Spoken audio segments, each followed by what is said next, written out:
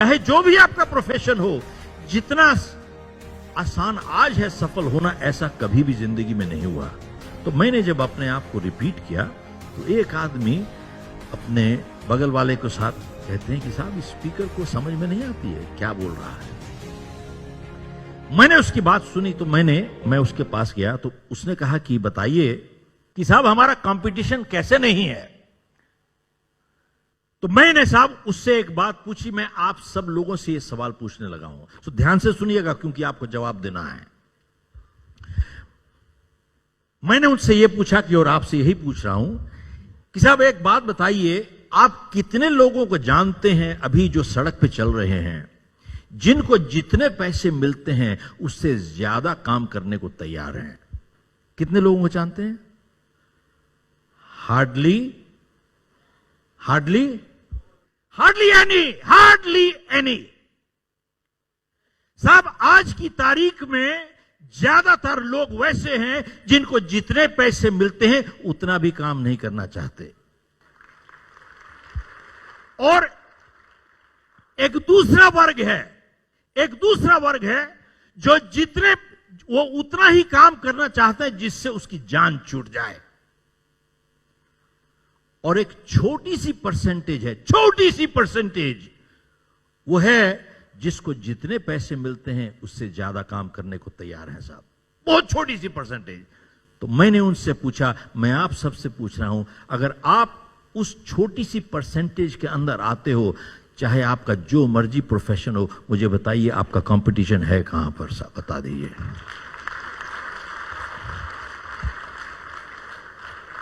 बताइए where is your competition? है ही नहीं साहब।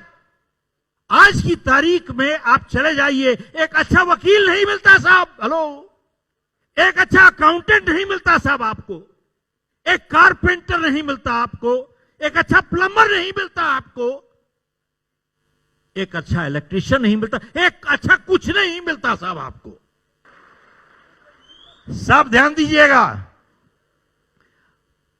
पॉजिटिव थिंकिंग सफलता की गारंटी नहीं करता। अब आ जाइए, मोहम्मद अली क्या कहते थे? मोहम्मद अली जब अभ्यास कर रहे थे, प्रैक्टिस कर रहे थे और अपने आप को साइक करते थे, I am the greatest, I am the champion, I am the greatest, I am the champion. He was not sitting in the living room watching TV, having popcorns and drinking Coca-Cola all the time. So, जब वो अभ्यास कर रहे, अपनी positive thinking कर रहे थे, he was in the ring all the time punching the bag. साहब ध्यान दीजिएगा, he was punching the bag all the time. Positive thinking does not guarantee success. Positive thinking with positive actions and efforts increases our probability of success. ध्यान दीजिएगा।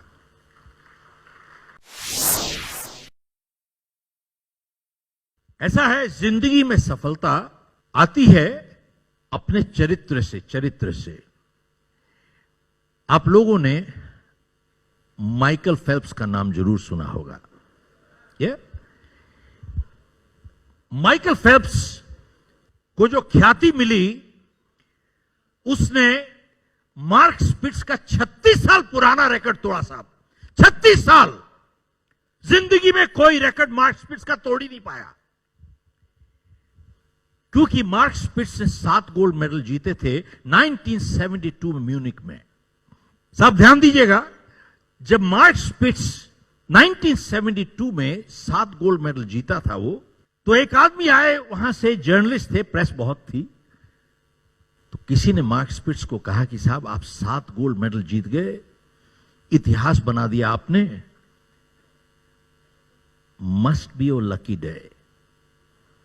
जब Mark Spitz ने यह सुना कि must be your lucky day, Mark Spitz को अच्छा नहीं लगा साहब।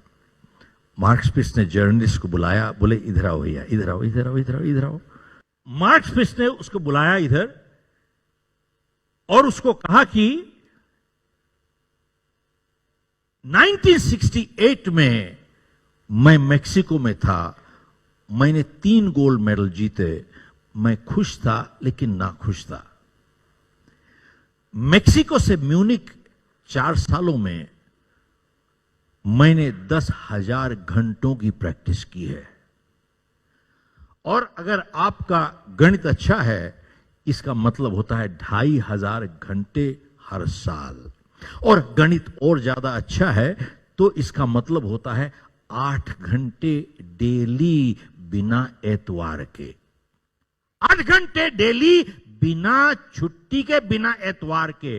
तो उन्होंने जर्नलिस्ट को बोला कि भैया एक काम करो, आप अगले 4 साल के लिए डेली 8 घंटे पानी में बैठ जाओ, आपका जिस्म सुकड़ जाएगा। बोले क्या मुझे किस्मत ने जिता दिया है? बोले क्या मुझे किस्मत ने जिता दिया है? तो उन्होंने जवाब दिया, बोले एथलीट 15 साल की ट्रेनिंग करते हैं 15 सेकंड की परफॉर्मेंस के लिए। सब ध्यान दीजिएगा, बोले साहब एथलीट 15 साल की ट्रेनिंग करते हैं 15 सेकंड की परफॉर्मेंस के लिए। जाइए उनसे पूछिए क्या किस्मत ने जिता दिया है। मैं बहुत बारी प्रोग्राम करता हूं और ऑडियंस से कई बारी मेरे पास लोग आते हैं, कहते हैं कि साहब मैं तो बहुत किताबें पढ़ता हूं, आपकी किताब भी पढ़ी है मैंने, जीत आपकी, और मेरी सफल होने की बहुत इच्छा है लेकिन सफल हो नहीं पा रहा हूं।